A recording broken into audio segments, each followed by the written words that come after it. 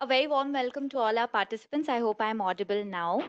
Yes. Uh, on Friday, 1st of May, we conducted a webinar with Mr. Gary Bourne on innovative investor state dispute resolution mechanisms. Today, we are looking at the precursor to use of these mechanisms, that is, investor state disputes. In the webinar today, we will focus on a special category of disputes emanating from measures taken by governments in light of COVID-19 that potentially impact foreign direct investment. While several virus related emergency measures and interventions have been made by state governments to protect public health, many of these measures are substantially affecting foreign investment, creating an unprecedented risk of investor state disputes on an international plane.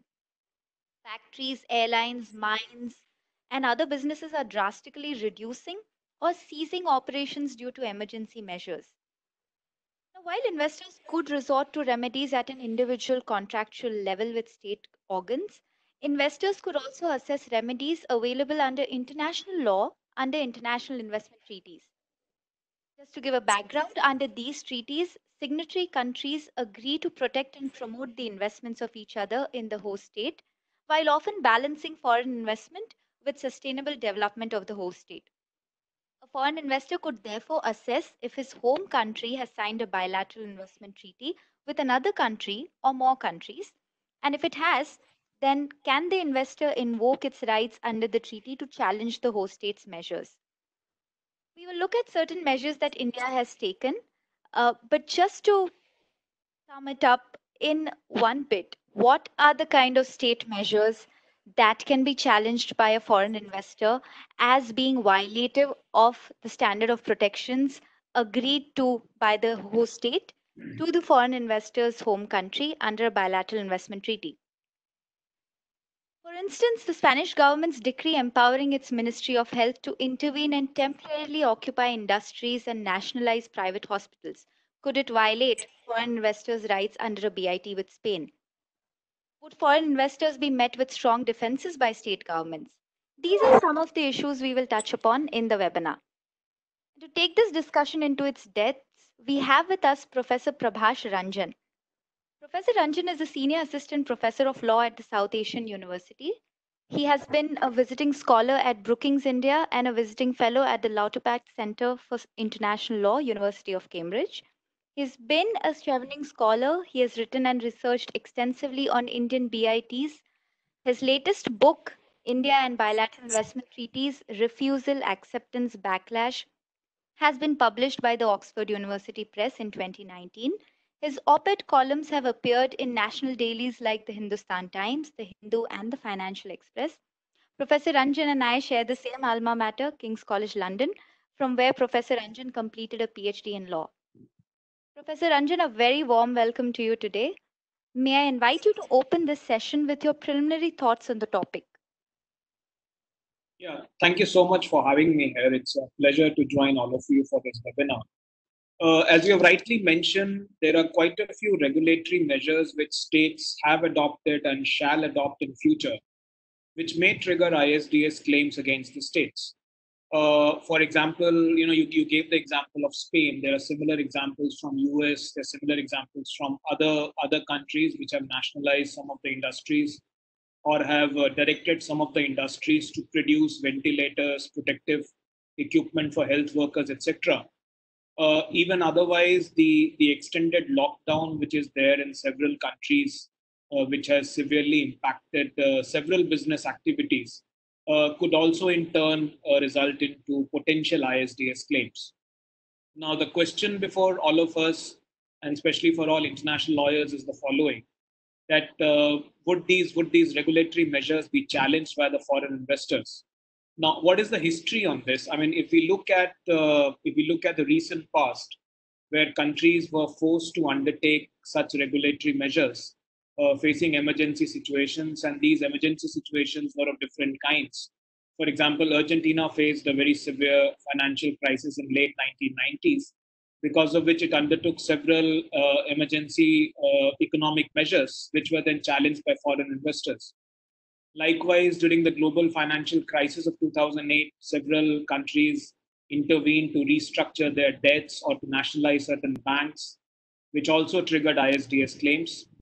Likewise, when we look at the example of Egypt, which during the Arab Spring undertook several measures to counter the armed rebellion, which in turn also led to ISDS claims being brought against Egypt. So, looking at this history, I think it is quite possible that such claims might be brought, and therefore it is important for states to understand that if these claims are brought, what are the defenses that the states can invoke to defend themselves against these claims, and also to understand that when they design their regulatory measures, what are the things that they have to keep in mind so that they will be able to defend themselves better should these claims arise in future. Thank you, Professor Anjan. So, with that, let me pose my first question to Bhavna. Bhavna, states, including India, are party to several bilateral investment treaties. What are some of the common obligations that states agree to in BITs? Thank you, Shama. Thanks for your question. I'll just go through some common obligations that bilateral investment treaties may have. One is the most favored nation MFN clause, which requires that the state party, the party to a BIT, as in the the country which the host country is a party to a BIT with another country, and if there's an MFN clause in that particular treaty, then in that case, it means that the host country cannot afford a lesser status or a less favorable status to that country than it provides to any other country. Then comes the national treatment clause, which states that domestic investors and foreign investors must be treated on par. That is, you can't treat the foreign investors less favorably than the domestic investors. Another important clause is that of fair and equitable treatment, which means that the investors and the investment must be given due process. There should be transparency. The states are expected to act in a consistent manner. And as I said, there should be complete transparency with regard to the investors. Then another common measure is that of full protection and security, which means that the host state must accord the investment full protection and security and ensure that there is protection of the investment. Another thing that I can think of is expropriation. That is, the investor should not be deprived of the use of his investment or the value that it derives from that investment. But this can be this is it may become an issue if the state directly or indirectly tries to take control of the investment or the value from the investment, in which case the investors have to be adequately compensated for it. So these are broadly some of the obligations that are present in bilateral investment treaties. Thank you, Bhavna. In light of measures taken by host states in COVID-19, the standards of protection that could be attracted, some of which Bhavna mentioned, would be the all encompassing fair and equitable clause, which could either be used in a generic way in a treaty or in an exhaustive way by listing few substandards like transparency that Bhavna mentioned. Vyapak, do you have anything to add with respect to the substandards that fall under the fair and equitable treatment, or some additional standards that arise or that occur in a BIT? Sure. So I think broadly Bhavna covered the point, but I thought I would put it a little bit in a context. So I think before I answer specifically to your question, I think the points, one of the points Bhavna mentioned was the most favored nations clause, and why such clauses get, very important. I think some of the participants here may know that the whole BIT regime and the discussions around it basically started in India post White Industries case, which India lost in reference to a commercial arbitration award which was pending enforcement in India for a long time. But one thing which got India where it landed was the most favored nations clause, which was invoked as part of the India Australian treaty when the claims were made, and therefore those clauses obviously become very critical. And one of the reasons why the new model BIT 2016 have certain restrictions, including in this form, is because of that experience. In terms of FET and Shama, your point again, there is a in terms of the expectations generally understood under the FET. I just wanted to make a little comment from an India perspective, and again bringing in the 2016 model BIT, because I think going forward, at least that would be something which would be important to understand what was there in the old investment regime versus what would be there in the new investment regime. There is a clear departure there as well, and I think what now is required is a much higher threshold. I don't remember the exact language, but I think it specifically talks about which is manifestly abusive treatment. So as it goes, the standards under the even under the fair and equitable treatment as we go forward would be very, very high, and therefore the foreign investors should be very careful as to which regime they come in, under which BIT language, and where they fall so far as that claim is concerned. Thank you, Vyapak. So coming to the substandards under the fair and equitable treatment, which is the most commonly used provision when there is a treaty violation. Some of the substandards that Bhavna mentioned was transparency. There is also the most important substandard, which would be discrimination between national and foreign investors. Now, that could be a strong bone of contention between the foreign investor and the host state during COVID-19.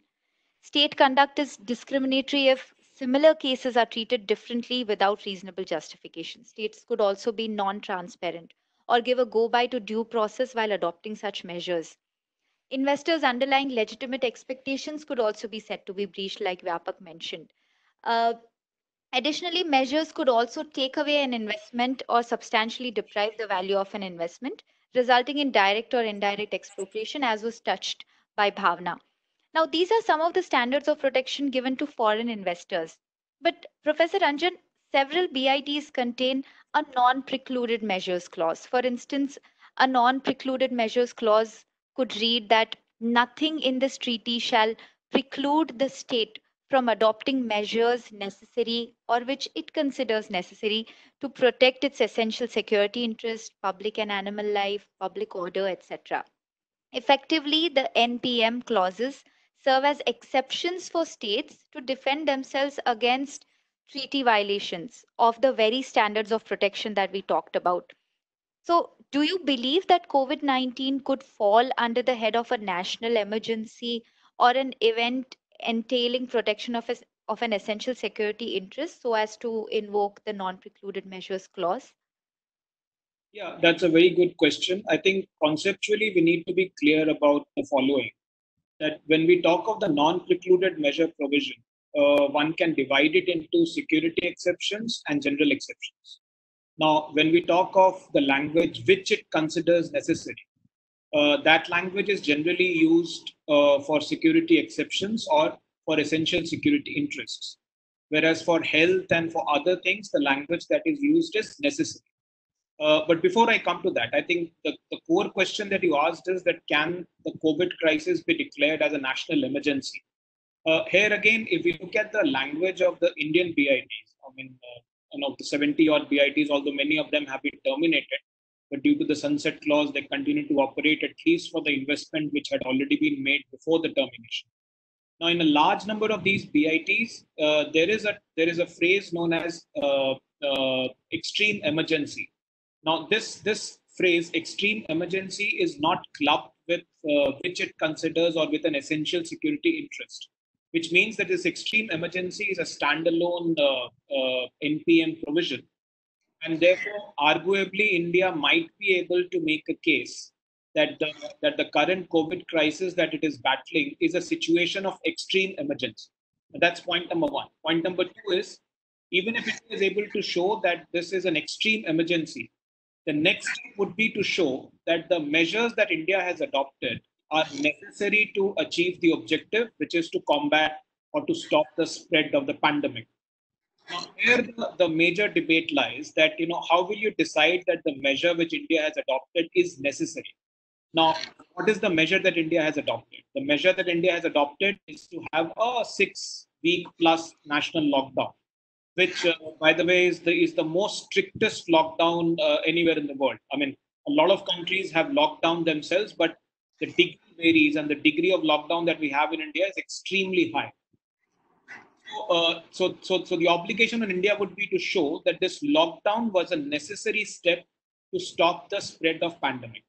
Here, I think the problem arises largely because the arbitral tribunals have not been consistent in interpreting the term necessary. So if you look at some of the ISDS tribunals dealing with Argentine cases, some of them tried to interpret necessary by looking at the customary international law defense of necessary, which is given in the Articles of State Responsibility.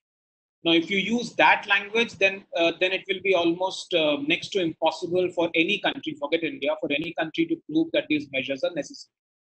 The second option is to look at necessary by borrowing the WTO jurisprudence or the approach which the Continental Casualty versus Argentina Tribunal had taken, which was to show that any measure is necessary as long as there is no other less restrictive alternative measure available. So India can arguably make a case saying that the measure which it adopted was less restrictive and there was no other reasonably available measure which India could have used. But here again, the question would be that there are examples of countries who have been able to combat or stop the spread of the pandemic without imposing such a draconian lockdown. I mean, South Korea is a very good example of that. So the investor could always argue that you would have adopted such an approach rather than bringing this draconian lockdown. So it will boil down to the actual facts of the case. But I'm just sort of trying to present to you both the sides, of the arguments which can be made.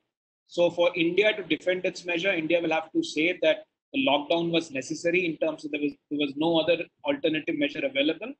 And the investor will obviously like to argue that there were alternative measures available which you could not explore, which would have been as effective, causing less harmful impact on the investor. So national emergency, yes, but that will not be sufficient. It will also have to be linked to the doctrine of necessity. And there the arbitration tribunals have interpreted it in different ways, which gives rise to some complexity. Right. Thank you, Professor Anjan.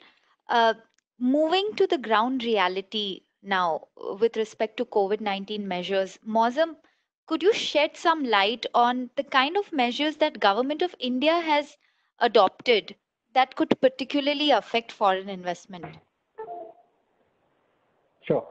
So thanks, Shama. I think, I mean, it's no secret we've all been living in a nationwide lockdown for over a month and a half now.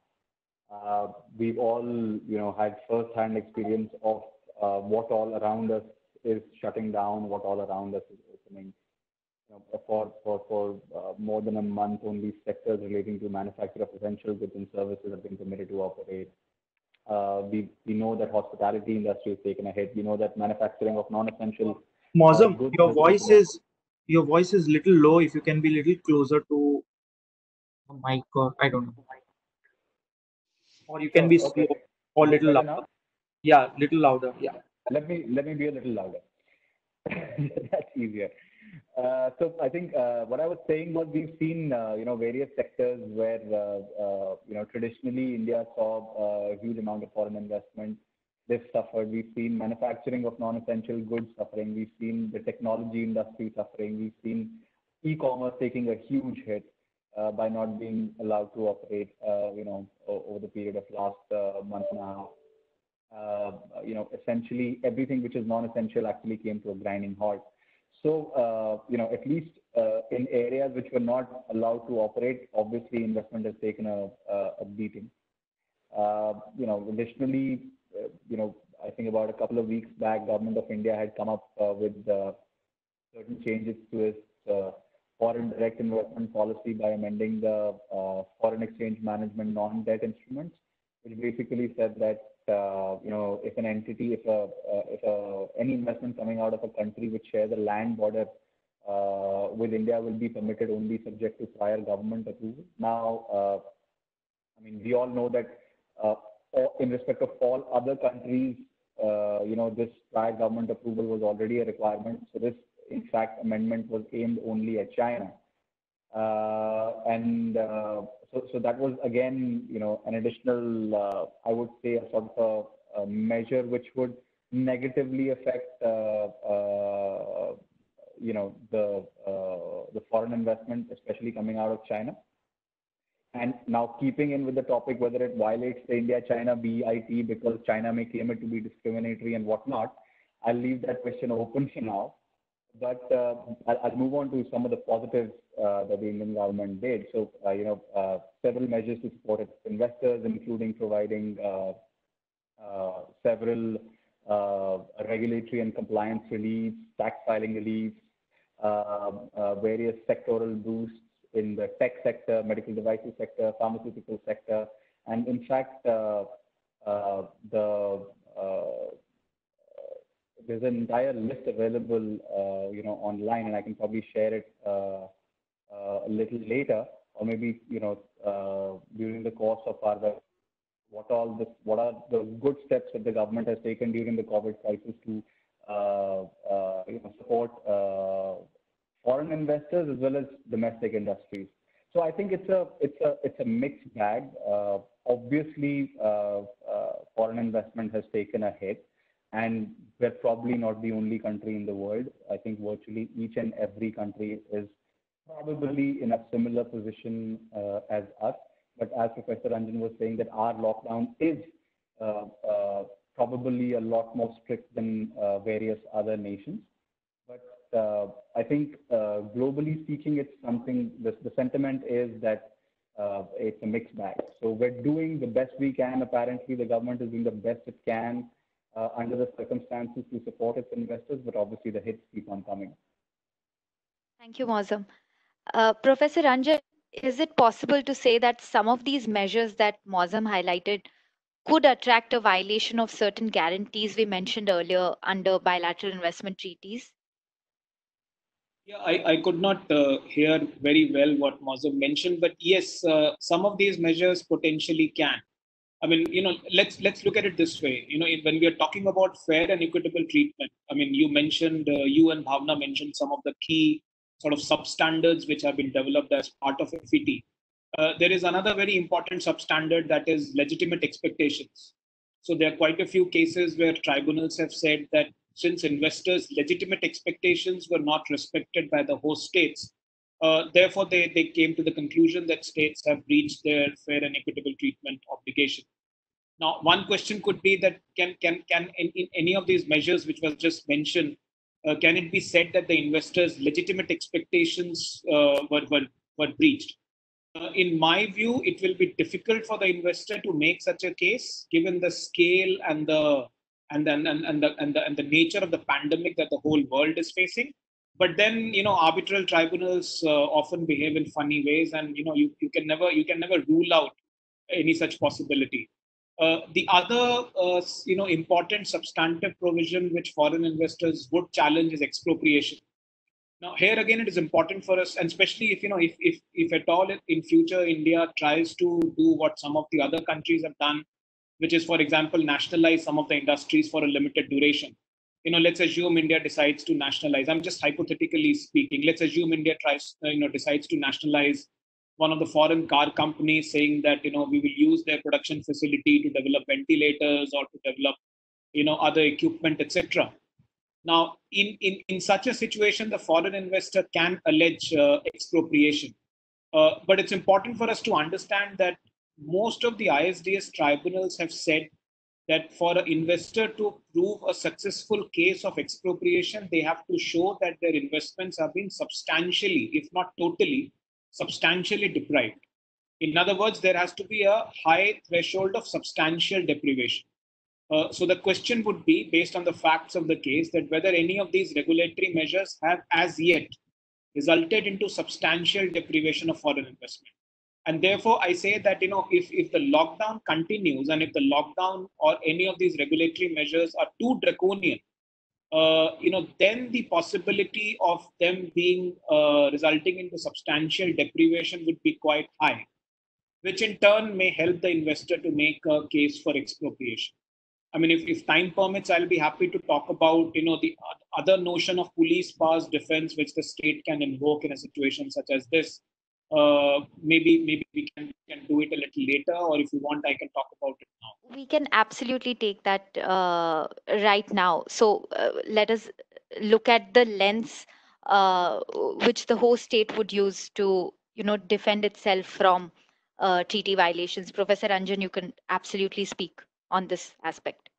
Okay, so let's assume that the investor brings a claim of expropriation. There are two things that India can do. First is that India should try to argue that none of these measures have resulted into substantial deprivation of foreign investment.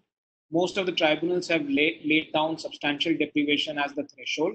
And in my opinion, as of now, these measures have not resulted into substantial deprivation of foreign investment. So that is one way in which India can defend itself.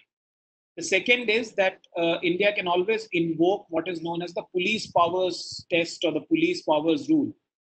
Now, if you look at the Indian BITs, around 15 odd BITs, and of course, when I say BITs, I mean the terminated ones plus the ones which still exist.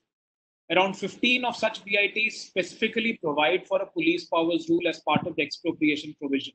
So, for example, the provision says that except in rare circumstances, non-discriminatory regulatory measures adopted for the benefit of public health, environment, etc., shall not constitute indirect expropriation. This is something which several ISDS tribunals have also upheld. I mean, starting from Methanex case to Saluka to coming up to Philip Morris versus Uruguay. Almost all of these ISDS tribunals have upheld the state's right to adopt regulatory measures as part of their police powers tests. But there are certain important limitations which one has to keep in mind. One important limitation is that these exercise of police powers should be non-discriminatory. In other words, if the investor can show that the state has discriminated, then the state will not be able to avail of the police powers test. This is not very contentious because most of the regulations would be non-discriminatory in terms of their application. They would apply to both Indian, foreign, and all foreign investors equally. The other important and contentious issue on application of police powers test is regards to the effect. Now, here again, there's a dichotomy in what different tribunals have said. If we look carefully at the reasoning in the Saluka versus Czech Republic case, which was decided in around 2006, there the tribunal almost said that even if the regulatory measure, which is non-discriminatory and which has been adopted for a public welfare objective such as public health, even if this measure leads to evisceration of the investment, it would still be part of the state's police powers. Whereas if we look at the Philip Morris versus Uruguay case and some of the recent cases which have come up, there the tribunals draw a line. The tribunals say that while states have the right to undertake these measures as part of their police powers, these measures have to be proportionate. Now, which means that these measures should not be excessive, or if these measures are too draconian and have a very severe effect on the foreign investor, then possibly, even if it is for a public health purpose and even if it is non-discriminatory, it will still be struck down as an example of indirect expropriation.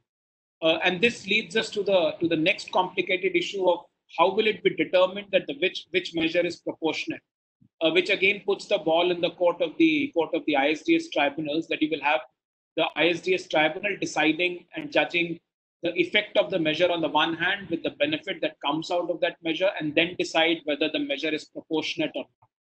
So theoretically, India can make use of the police powers test, but how would it actually play out will again depend on the facts of the case and will vary from tribunal to tribunal. But an important policy implication for our regulators, for decision makers, is the following. Whenever you are adopting any regulatory measure which you think could be challenged in future, and if you want to invoke the police powers doctrine, please be conscious that you adopt the measure in a manner which is proportionate. So you don't adopt a measure which is disproportionate or which has too draconian an impact on the foreign investor. I'm not very sure whether the Indian decision makers are conscious of this, because we need to understand that we are living in times where where the local thanedar feels the most empowered, has suddenly got a lot of control on the lives of people around him, and then therefore many decisions would be taken at that level as well. Now, to what extent our bureaucracy, the lower and higher bureaucracy, understands that these measures could lead to ISDS claims is something which I am not very sure about. But at least at the central government level, where measures and decisions are being taken, the proportionality aspect of that decision has to be kept into mind by the regulators to ensure that India is able to defend itself when a claim, when a future claims comes against it. Sure. That's extremely helpful, Professor Anjan. Yes, Vyapak. Yeah, before you have a question, I have, because Mozam did touch upon this, but I wanted a little specific input from Prabhash if he could. So one are the measures which India has taken, and I'm sure the defense on national emergency and the objective behind and whether they are proportionate, all of that would come in, because they directly affect the aspect of how to stop the spread of pandemic. But one specific measure and which India has taken is also amend its FDI policy. Specifically, and in fact, if you see the object and reason behind it, it goes back and refers to pandemic COVID-19 and the opportunities that the other countries may have, and therefore they are changing the policy, including requirement of approval. How do you see this different from other measures which are directly related to spread of pandemic or stopping the spread of pandemic and health emergencies and the other aspects that we have already discussed, versus this which is purely commercial FDI issue but limited to only certain countries which are landlocked with India? What is your specific view on this?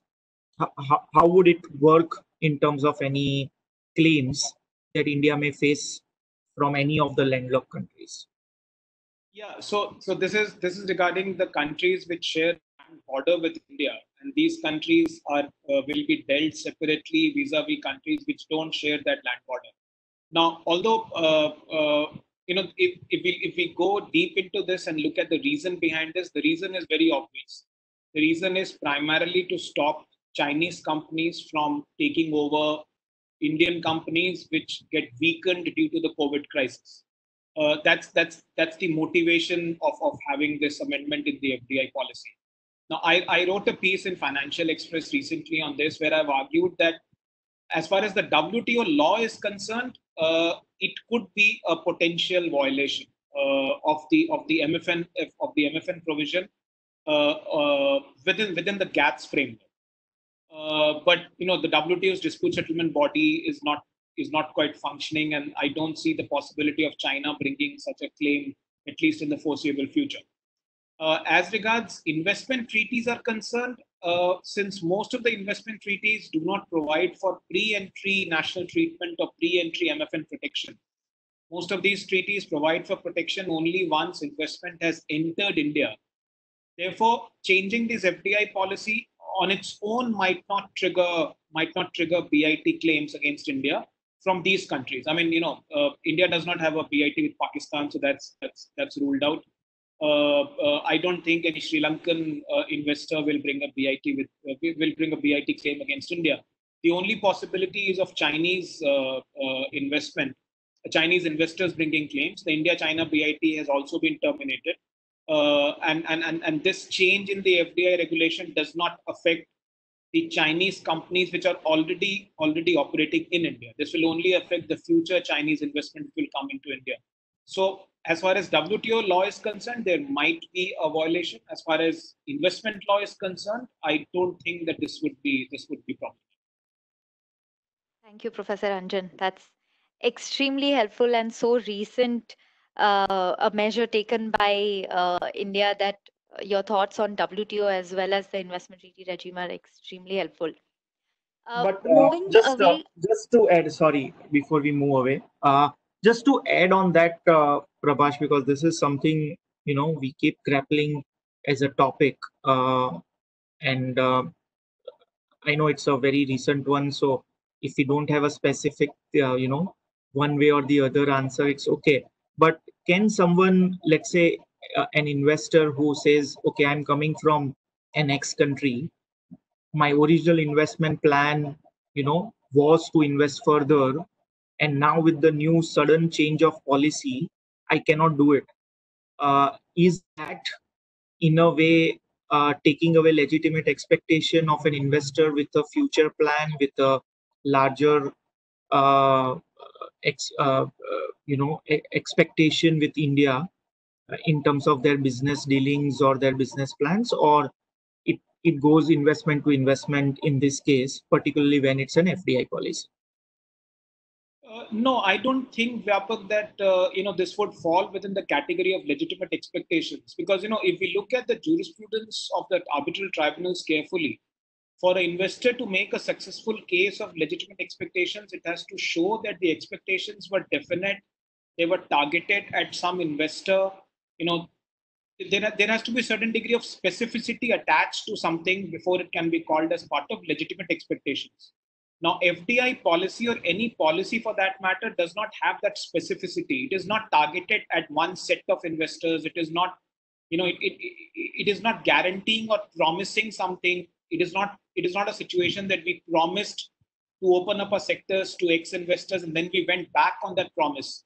So this is just a policy. And therefore, going back or changing that policy or amending that policy on its own, even if a foreign investor raises query of, a complaint of legitimate expectations, I don't think this would be a violation of legitimate expectations, because it is not definite, it is not specific, it is not targeted at one set of investors. But the possibility of Chinese investors routing their investment to India through other countries and then claiming benefits under different BITs, that possibility is there. I mean, that cannot be ruled out completely. Understood. Sorry for interruption, Shama. Go ahead. no, extremely helpful. Thank you, Vyapak. Thank you, Professor Anjan. So we've looked at bilateral investment treaties, right, and non-precluded measures clauses. Some of the defenses you also touched on. Some concepts of necessity and the International Law Commission's draft articles on state responsibility. Professor Anjan, if there is no non precluded measures clause in a BIT such that the state does not have any defense available under the treaty to excuse itself from these treaty violations, would it be able to take the help of customary international law, such as necessity, force majeure at all, distress? Do you think customary international law would come to the aid of the foreign investor? And also, since we are on this topic, have there been any instances where such defenses have been successful? Yeah, so customary international law, of course, it operates along with the treaty. I mean, it's a well settled principle of international law that just because you have a treaty does not mean that customary international law does not apply. Even the police powers test, or the principle that we are talking about, owes its origin in customary international law. So, for example, in those BITs where there is no police powers rule vis-a-vis expropriation provision, and India invokes the police powers rule, India will have to rely on customary international law to show that such a rule exists. In terms of necessity, if say there is no NPM provision, that's a specific question. If there is no NPM provision, if there is no general exception provision, then can the state deviate from its treaty obligations, invoking necessity? Well, the only way state will be able to do that is by trying to make a case under the ILC Articles of State Responsibility.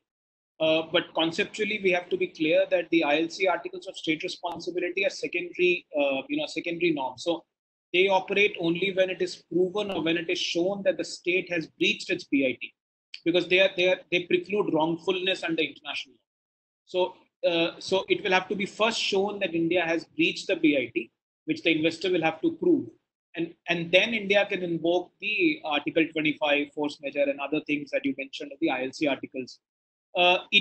Given the nature of those provisions and the manner in which they have been drafted, it will be extremely difficult for any state to make a convincing case under any of those exceptions. Uh, there have been instances where this has been invoked in the Argentine examples which I mentioned. But there again, the tribunal read these customary international law defenses into the treaty. So that was the tribunal saying that necessary within the US Argentina BIT is the same thing as necessary given in the ILC articles of state responsibility. Obviously, the tribunals were wrong in coming to that conclusion, but reached that conclusion, and they said that when we read the customary international law defense of necessity into the treaty, we do not think that states have been able to prove that this measure was necessary. So, in short, I think it will be difficult for India or for any country for that matter to successfully rely on the ILC articles of state responsibility to defend its COVID-related measures. Right. And then moving to a parallel concept of, you mentioned police powers. So the state does have a certain margin of appreciation when it is adopting certain measures in national interest or in times of emergencies. What is this margin of appreciation generally granted to states? Do we have a limit to this margin of appreciation? Can we actually crystallize this margin? Yeah, that's a very valid point. I mean, this point is not discussed often when we talk about state defenses. So, margin of appreciation. I mean, for the benefit of all the audience, margin of appreciation basically means the degree of scrutiny that the arbitral tribunal would do of the regulatory measure adopted by the state. Now, here again, there is no consistent jurisprudence on this. While some tribunals have been deferential towards states and have said that states are the best judge of the regulatory measures that they undertake, and therefore they have been deferential to the state. I mean, Philip Morris versus Uruguay is a good example where the tribunal was deferential towards the state. But there have also been examples where ISDS tribunals have not been that deferential to the state. So margin of appreciation, theoretically speaking, yes, it is a good measure which can be used by the arbitral tribunals, and in my opinion, will be used given the scale of the pandemic. But how actually will it operate, and where will it lie within this continuum of zero deference to complete deference? That again will vary from tribunal to tribunal. Awesome. Do you have anything to add on the margin of appreciation that states do have in these situations? No, I completely agree. There is a bit of gray area between the two extremes. What Professor Ranjan said. So I completely agree with that. I think one additional point that one may have to consider at that time would also be the ultimate enforcement of whatever award you get, because one of the defenses, at least under a New York Convention, that you will have against enforcement of such an award, if it ever comes to that, would be violation of public policy and national interest. So at that time, even if the tribunal takes a negative approach against the state, there may potentially be another hurdle to be crossed at the enforcement stage.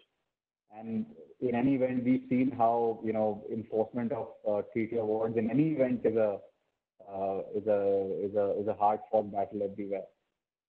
Even at that stage, I think a public policy defense and all these defenses coming into, whether it was the state basically saying that it was trying to protect its public goals, it was trying to protect its national interests, and how the ultimate enforcement of such an award may be contrary to its public policy, and so on and so forth. Those defenses, I think, to my mind, may kick in again at that stage. Thank you, Mozam. Professor Ranjan, you did mention some examples of cases where, in light of such emergencies, tribunals have interpreted margin of appreciation in favor of the state or against the state, and, sort of tried to draw a line as to where the margin of appreciation ends. But are there any specific examples of grave national emergencies apart from the Argentina cases on economic emergencies? Are there any other instances or other types of emergencies that tribunals have dealt with? Yeah, so when cases were brought against Egypt because of the actions that Egypt took to counter the, what is known as the Arab Spring, the armed rebellion, that was recognized as a situation of emergency.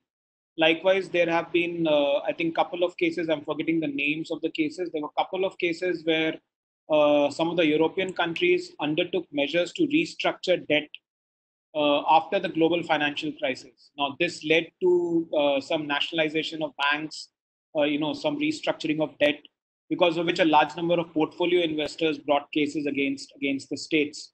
And it was clear for the tribunal that there did exist a situation of emergency where margin of appreciation needs to be given. Just to sort of use this in the current Indian context. So let us assume that India says that imposing the lockdown was necessary for us, and we should be given margin of appreciation, or there should be deference shown towards us. And if the investor questions this, how can India defend it?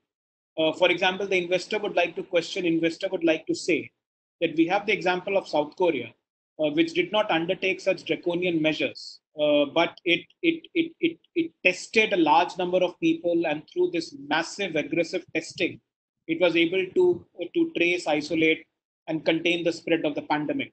So why couldn't India do the same? Let's assume that this is an argument which the investor were to give. Now, would the tribunal actually go down to the extent of examining that the lockdown was necessary, or would the tribunal accept the argument, that the South Korean example was a better one? I think here the margin of appreciation will play a role. If the tribunal were to show margin of appreciation, the tribunal would say that the Indian government knows the Indian conditions well. The Indian government knows its limitations, its capabilities, etc. And within the Indian scenario, although hypothetically speaking, the South Korean model is available, but in the Indian scenario, the Indian government knew the best, and Indian government decided that that model or that regulatory tool will not work, and the lockdown as a regulatory tool would work. So therefore, the tribunal might defer to the Indian state and allow and give margin of appreciation. On the other hand, there may be an instance where the tribunal would say that no, we agree, we should have adopted the South Korean model. This measure was not the right measure for you to do. And if that is the case, then we can say that the margin of appreciation given to the state was very, very minimal or very, very less. Now, which way it will go is like tossing the coin and then looking at what happens. But these are the possibilities that the regulators and the Indian government should be conscious of. Thank you, Professor Ranjan. We have about 8 minutes. I have time enough to ask a quick question to Mozam, and then we can close with Professor Ranjan's remarks before we go to Q&A. Mozam, would it be possible for investment treaty disputes to be brought in for not taking sufficient public health measures? Can a foreign investor bring a dispute against India and say that you have not quite taken the right measures to curtail the impact of COVID, which has in turn affected my investment?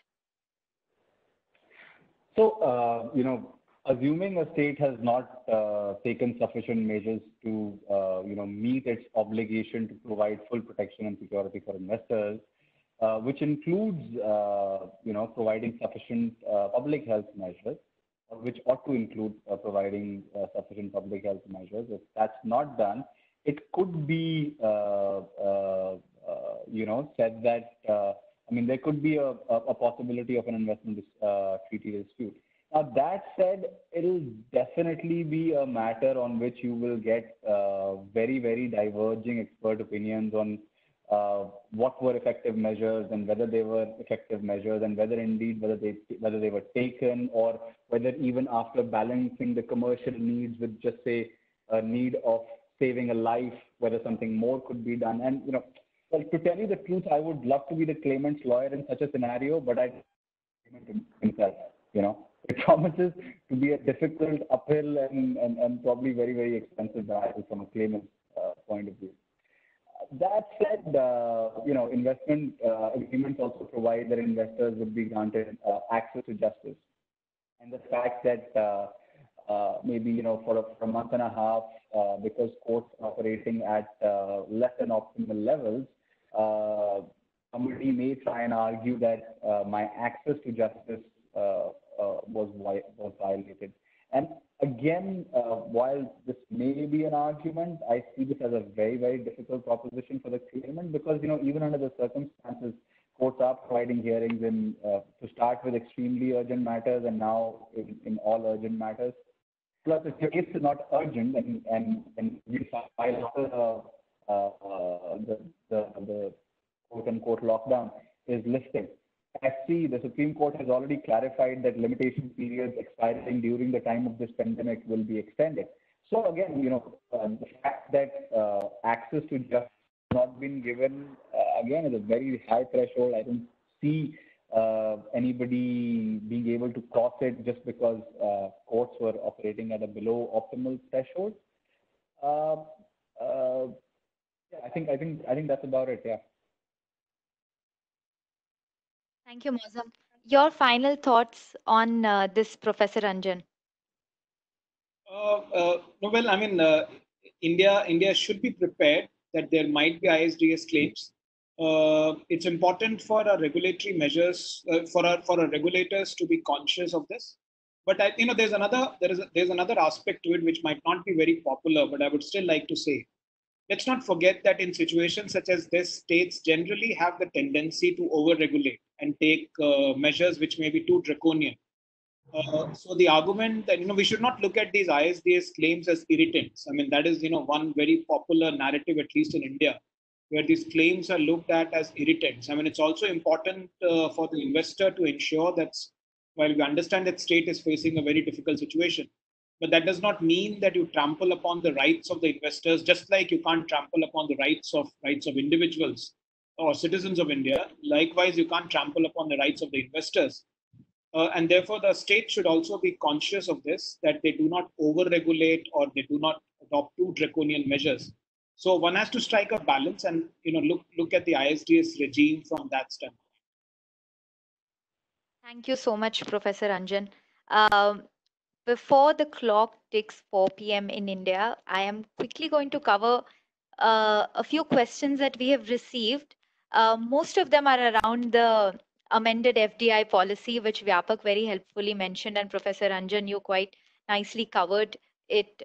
But Atish and Mohit have this question. Professor Ranjan, you mentioned that the new FDI notification grandfathers earlier Chinese investments. However, further funding from existing Chinese investors has also been restricted by the notification. Do you think such investors might raise BIT claims? And this is if there was a BIT, which has not now been terminated, but we can still take that question with respect to other countries who might still have a BIT with India and share a land border. Yeah, so let's assume that there's a Chinese investor already in sector X, and now this Chinese investor in sector X wants to invest in sector Y. And because of this new policy, it will not be able to do that. I don't think that would be enough for the investor to bring a BIT claim, because the BIT does not guarantee you protection before you have made an investment in a particular sector. So there's no pre-entry. There's not typically a case of pre-entry because the investor is already in the country. But still, since you have not invested in sector Y, just because you have been now stopped from investing or it has been made more difficult, that on its own will not be sufficient to bring a BIT claim. Yeah, I think the question is also from a perspective, what if it is in the same sector and maybe it's a follow-on investment in the same company, right? Or if 100 was committed, 50 was invested, 50 was left, or if 100 was committed, 100 was invested, but there was a potential for another 100 to come in. I think in both the situations, now the original 50 or the original 100 has already gone in, but the remaining 50 or the additional 100 cannot go. Will that possibly raise some concerns? Again, these are all factual things, but I think that's where the questions are moving, that the existing investments with the existing investors may have a trouble going forward. Yes. I on that point I agree. I mean, if say in sector X itself you had invested 50 and 50 was to come, and now that 50 cannot come because of the new change or the amendment that has taken place, there might be a possibility of of a dispute, or it might be a gray issue. But Yeah, but as far as another sector is concerned, or as far as future investments from investors who are still in China is concerned, on those fronts, I'm quite clear that it would not trigger BIT claims. But in the same sector, yes, that possibility can't be ruled out. Correct. Thank you. Thank you, Professor Ranjan. Thank you, Vyapak. Another question. Few European countries preclude local companies to claim COVID-19 economic reliefs and incentives if these companies have investments from a tax haven. Do these protectionist measures violate investment agreements? Professor Ranjan, if you could answer Sorry, this question. Can you repeat the question? Sorry. Sure. Few European countries preclude local companies to claim COVID-19 economic reliefs and incentives if these companies have investments from a tax haven. Do these protectionist measures violate investment agreements? Difficult to answer straight away, because a lot would depend on the actual facts of the case. What kind of treaty protection exists, what kind of foreign investment is protected. But yeah, on the face of it, it might. I mean, I'm just underlining the word might. It might give rise to some concerns. I think there is one last question from our friend Rahul Donde, if I'm not wrong. He's more like an asking, more like an advice. Are there any steps that you would recommend investors take now to ensure that they can make future investment claims? I don't know if you want to answer that, but I thought we'll end with that last question from Rahul. Corporate lawyers would be more better trained to give that advice than an academic lawyer like me. Sure. Thank you. So with that, Shama, over to you to close and then. Sure, sure. So we've got the closing remarks from Professor Ranjan on this already, but Professor Ranjan, if you could just quickly close on the fact that COVID-19 would result in a spate of disputes against the state government. But what would be your two final remarks? One for the foreign investor, and this also picking up from Rahul's question, and one for the state government to handle these investor state disputes or to tackle them in times of COVID-19? Yeah, so for foreign investors, please explore all opportunities to bring a claim. I'm sure the law firms would be very happy. Not an academic lawyer like me, just on a light note. For the states, I think it's very important, especially for the state governments, because bulk of the state governments have very poor capacity in terms of understanding BIT obligations, and we have seen that in context of Nissan and other cases involving Andhra Pradesh government. The state governments have to be very, very conscious that when they adopt any such regulatory measure, they need to keep the BIT obligations in mind. And the central government should also instruct the state governments. I mean, we see central government sending so many notifications to the state governments. So one add-on in that could be that kindly keep the BIT obligations in mind before you undertake or adopt any regulatory measure. And Sure. this is not just for the finance ministry, even other ministries. The mining ministry, the environment ministry. There's so many other ministries involved. All the bureaucrats have to be sensitized, at least to some extent, that be conscious that these regulations might trigger BIT claims against it. Sure. Thank you so much, Professor Ranjan. And with that, we come to the close of our webinar. I extend our sincere gratitude to you, Professor Ranjan, for your time and for this extremely enriching session. Have a good day, and to all our participants. Maybe I'll hand over to Deanne for the closing, please. Thank you.